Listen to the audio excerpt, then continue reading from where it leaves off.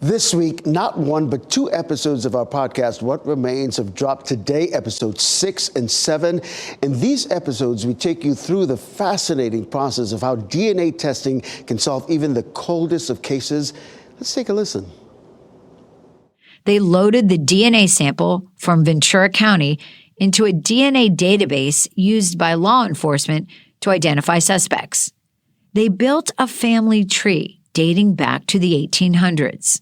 For quite a while, you typically kind of wander around in a fog, not knowing, how everything comes together. And then suddenly you'll see a connection that you hadn't seen previously, and it all falls into place.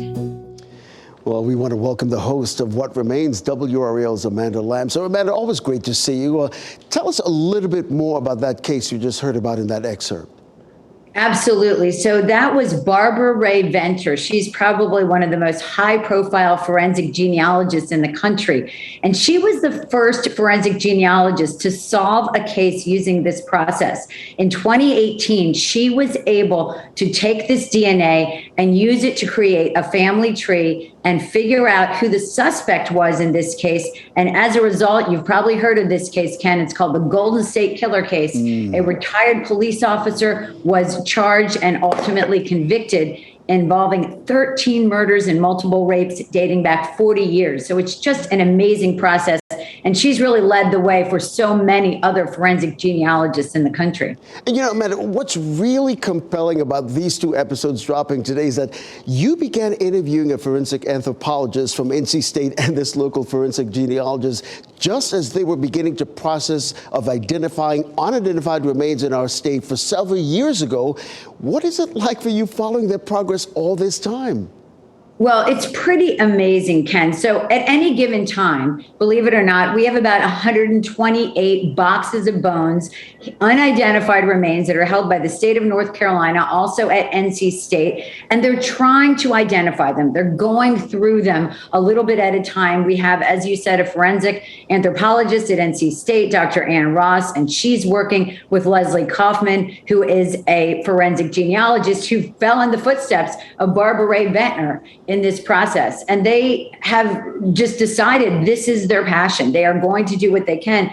And we've been following them. And it's really an amazing process. Amanda, we can just imagine just how much it means for families like the Michael Baker case 15 years after his remains were identified.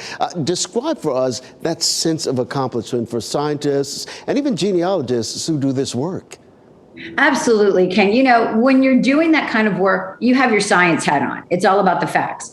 But when you get to the conclusion and a resolution and you see the people behind these cases, it's pretty unbelievable. And it's really heart-wrenching. So Leslie Kaufman, the forensic genealogist we've been working with, recently went with an investigator to a family who had lost someone in Chatham County over 40 years ago. They were able to identify those remains and bring those remains to that family.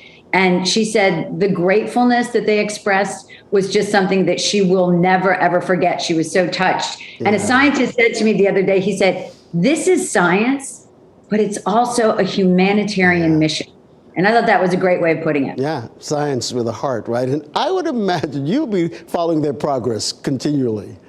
Oh, 100%. They started out with a grant. That money ran out. Now they have a nonprofit called the North Carolina Unidentified Project.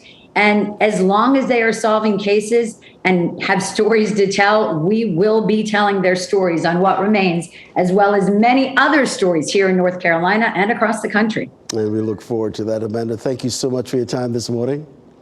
Thank you. All right. Well, you can listen to What Remains on Apple Podcasts or wherever you get your podcasts. Additional information, blogs, and transcripts can be found at whatremainspodcast.com.